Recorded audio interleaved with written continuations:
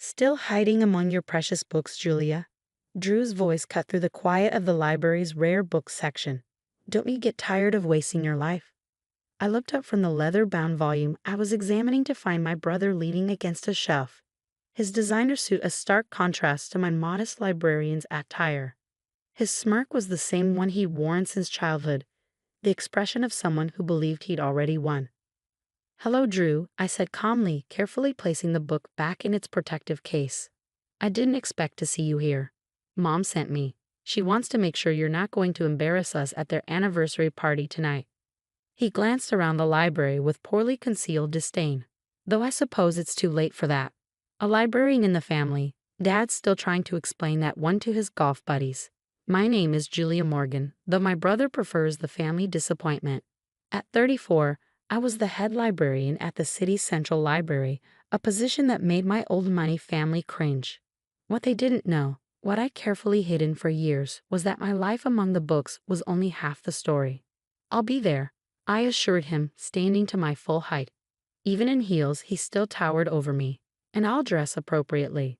"See that you do." He straightened his Rolex, a recent purchase he hadn't stopped flaunting. "It's an important night. I'm announcing some big news." "Oh." His grin widened.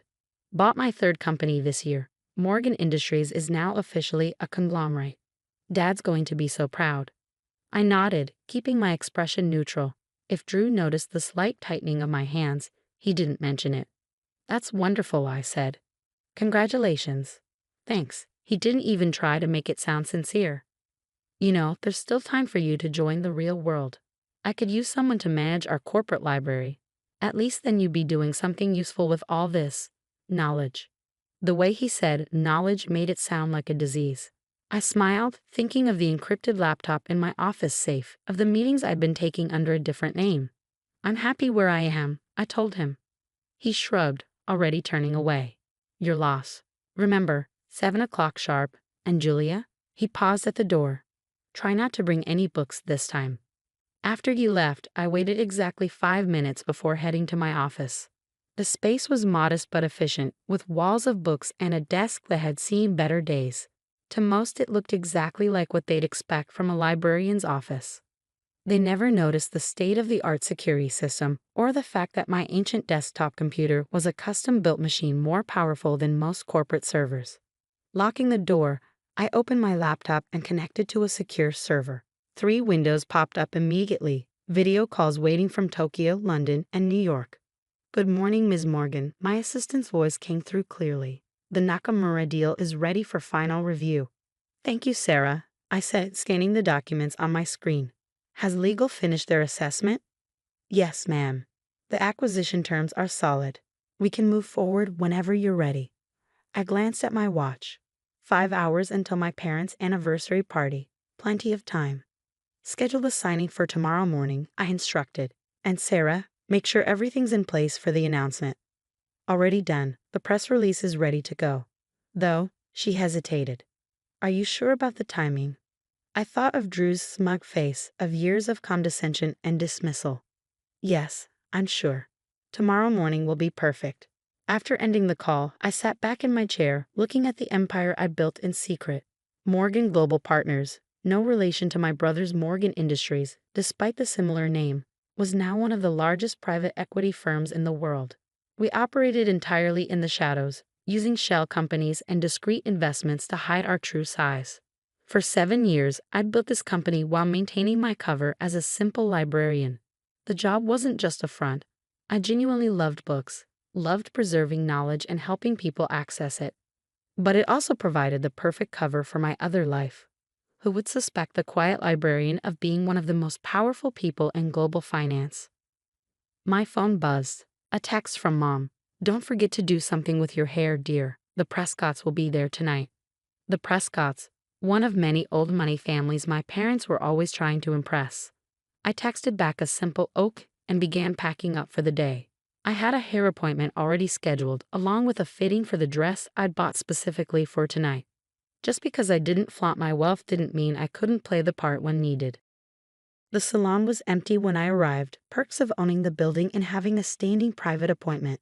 Maria, my longtime stylist and one of the few people who knew my secret, was waiting. The usual? She asked, gesturing to a chair. Something a bit more formal today, I said.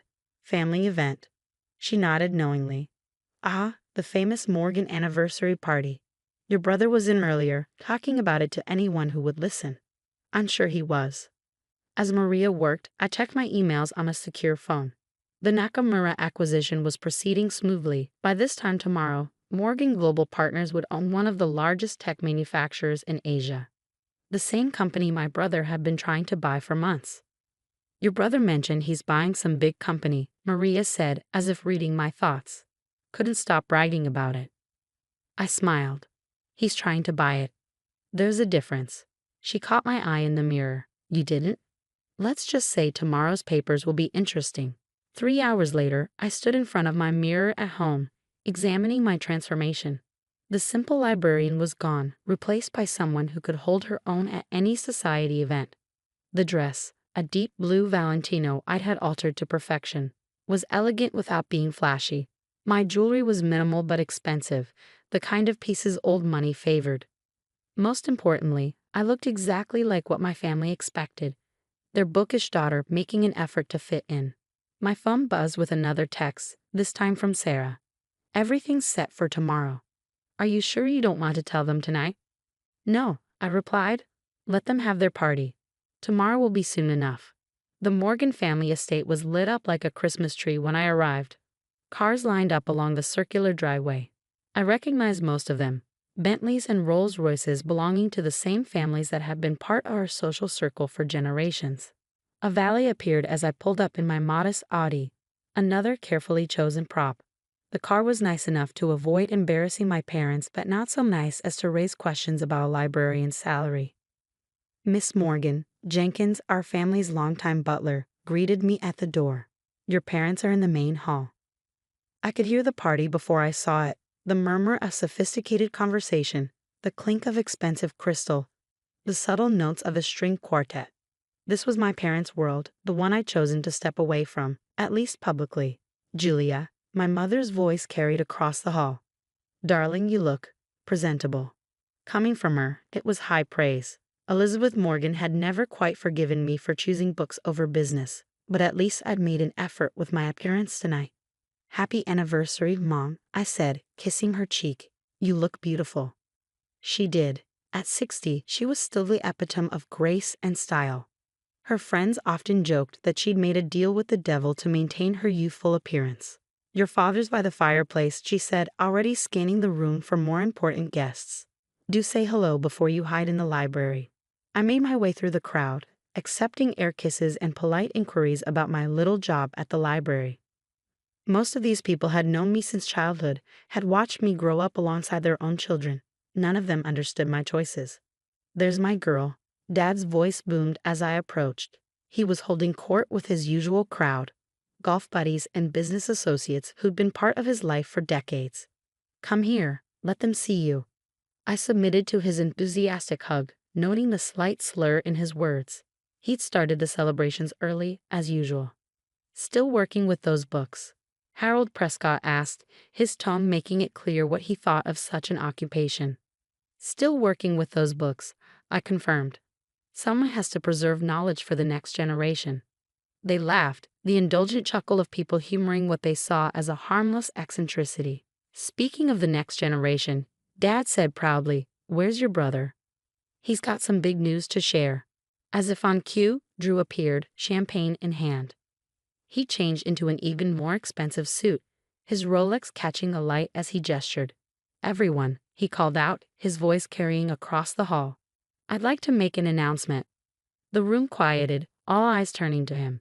Drew lived for moments like this, had always thrived on being the center of attention. As some of you know, Morgan Industries has been growing rapidly this year, he began, playing to his audience.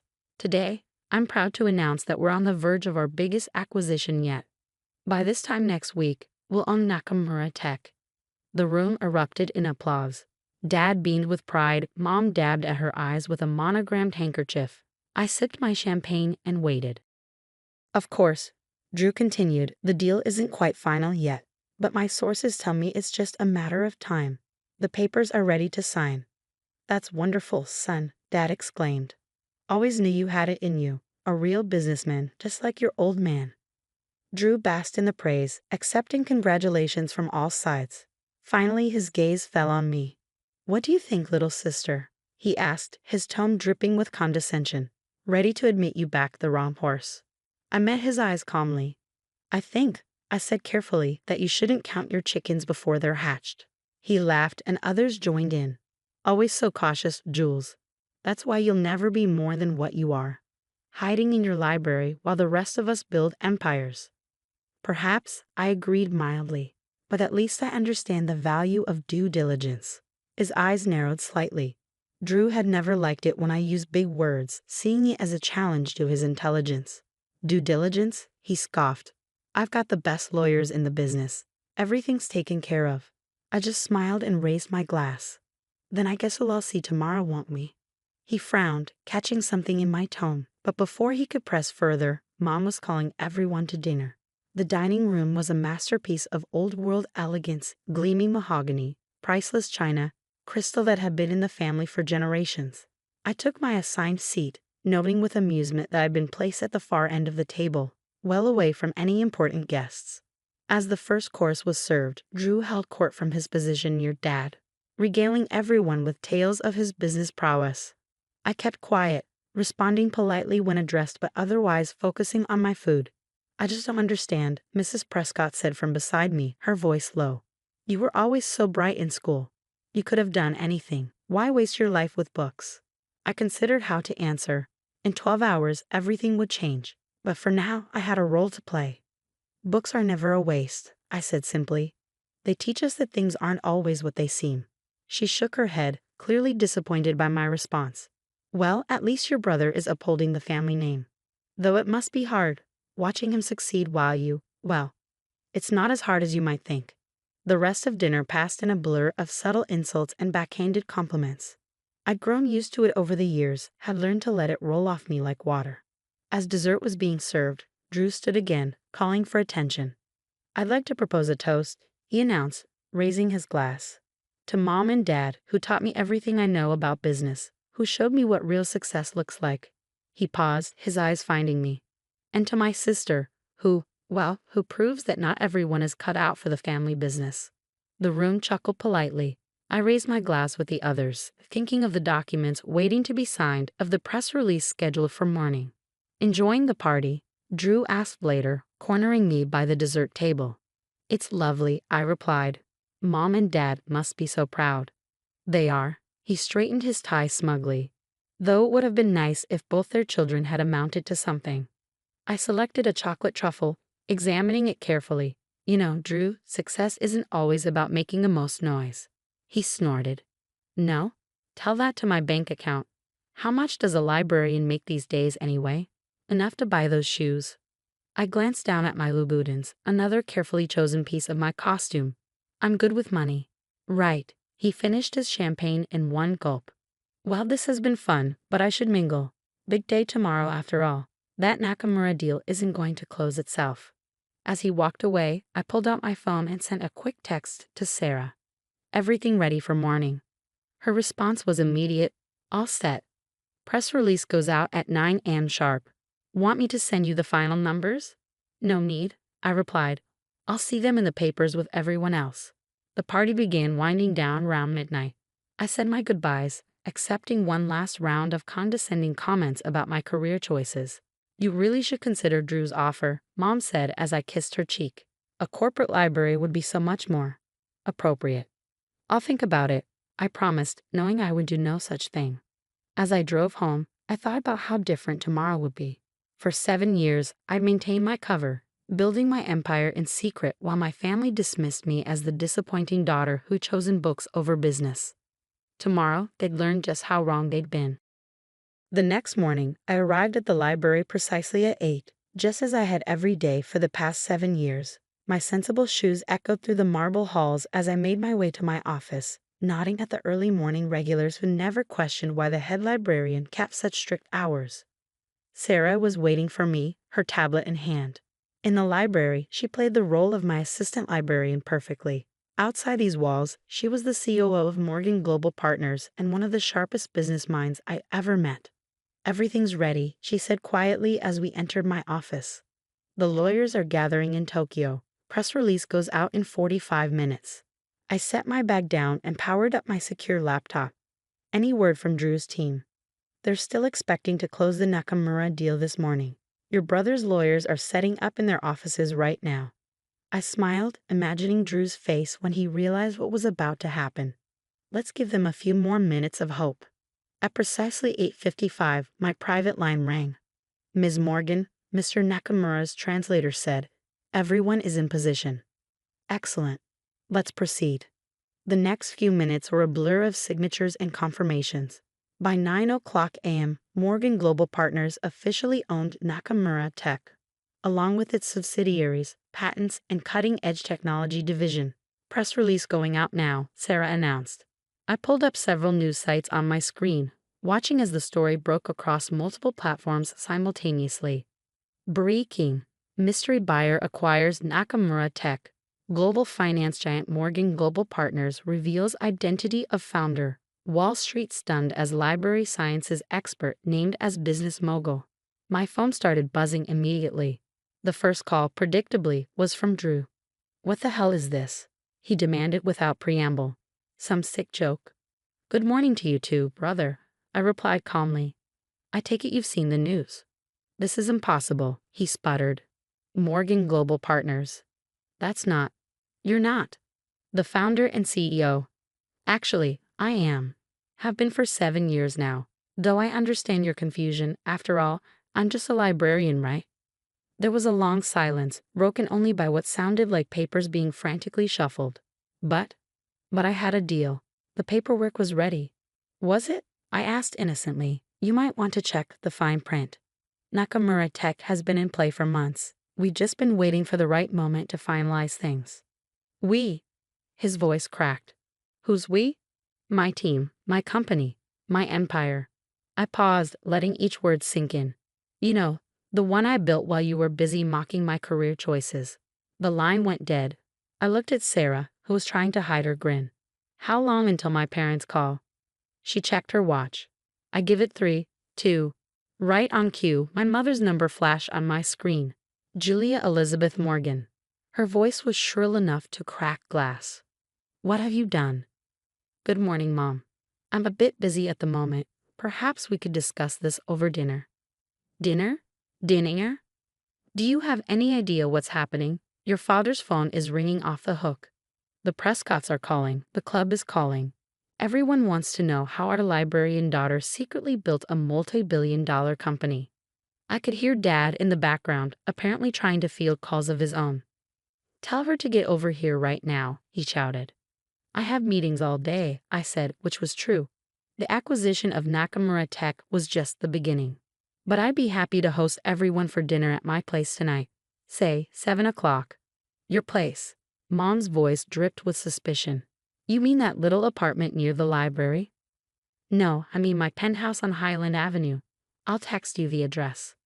There was a long pause. "Highland Avenue, but that's the most expensive building in the city." "Is it? I hadn't noticed. See you at 7, Mom." After ending the call, I took a moment to breathe. 7 years of secrets were finally coming to light. 7 years of careful planning, of maintaining my cover while building something extraordinary. "Ready for phase 2? Sarah asked. I nodded. "Send out the second press release." This one was even bigger than the first. Morgan Global Partners announces merger with East Asian tech giants. Deal valued at $50 billion. The merger had been in the works for months, but we timed it perfectly to follow the Nakamura acquisition. By the time my family arrived for dinner, the business world would be reeling from 2 of the biggest deals of the decade, both orchestrated by the quiet librarian they'd dismissed for so long. The rest of the day passed in a carefully choreographed dance of meetings, interviews, and strategic planning. I gave exactly 1 interview, to the Wall Street Journal, explaining how my background in library sciences had actually been perfect preparation for building a global empire. "Information is power," I told the reporter. And who better to understand the value of information than a librarian? At 6:30, I left the library and headed to my real office, the top floor of the Highland Avenue building that had been my home for the past 5 years. The penthouse occupied the entire floor, though I'd maintained a small apartment near the library for appearance's sake. My private elevator opened directly into the foyer, where my actual home office put Drew's corporate headquarters to shame. Floor-to-ceiling windows offered a panoramic view of the city, while state-of-the-art technology allowed me to manage my empire from anywhere into space. Sarah had arranged for dinner to be catered by the city's most exclusive restaurant, another establishment quietly owned by Morgan Global Partners.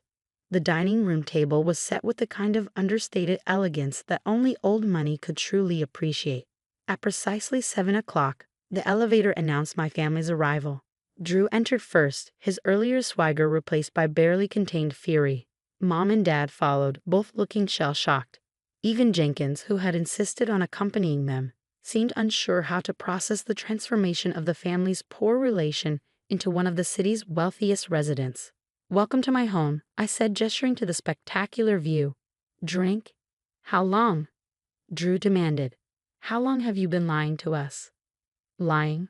I moved to the bar, pouring myself a scotch. "I never lied about anything. I am a librarian. I do love books. I just happen to run a global financial empire as well." But why?" Mom sank onto one of my Italian leather sofas. "Why the deception? Why let us think that I was a failure?" I finished for her. That I'd wasted my potential, maybe because you never bothered to look past your own assumptions. You saw what you expected to see, the disappointing daughter who chose books over business. Dad was standing by the windows, staring out at the city he thought he knew so well. "All this time," he murmured. "All those companies we've been reading about, the mysterious acquisitions." "That was you," Drew said flatly. "Morgan Global Partners. The competition everyone's been trying to figure out. The shadow empire that's been reshaping the market." I smiled. "It does have a nice ring to it, doesn't it? Though I prefer to think of it as a knowledge empire. After all, that's what you taught me, isn't it, Dad? Knowledge is power." He turned to face me, and for the first time in my life, I saw something new in his eyes. Respect. "The Nakamura deal," he said slowly. "How long have you been planning that?" "About 6 months, though I've owned controlling interest in their subsidiaries for over a year." I looked at Drew. "You never wondered why they kept finding reasons to delay your offer?" My brother's face went from red to white. You've been playing me all this time." "Not playing, Drew, competing. Isn't that what you always wanted? A chance to prove who was better at business." "But it wasn't fair," he exploded. "You had inside information, secret resources." "Inside information?" I laughed. "You mean like the kind you get from your golf club buddies? The deals you make on private yachts and exclusive resorts?" I set my glass down carefully. "I built my empire with nothing but intelligence, hard work, and a deep understanding of how information flows. Everything I learned in my little library job gave me an edge you couldn't see." "Dinner is served," a voice announced discreetly. We moved to the dining room, the tension thick enough to cut with one of my sterling silver knives. Mom kept looking around as if trying to reconcile this environment with her mental image of my life. Dad seemed lost in thought, probably recalculating every business decision he'd made in the past 7 years. "I suppose," Mom said finally, staring at her perfect place setting, "this explains how you could afford those Louboutins." I couldn't help but laugh. "Yes, Mom. That's what you should focus on, my shoe budget." "What happens now?" Drew asked, pushing his food around his plate. "Going to buy out Morgan Industries too." "Actually, I have a different proposition." I nodded to Sarah, who appeared with a folder. "Your company has potential, Drew. Good bones, as they say in real estate. What it lacks is vision and modern infrastructure." He frowned. "What are you suggesting?" "A partnership.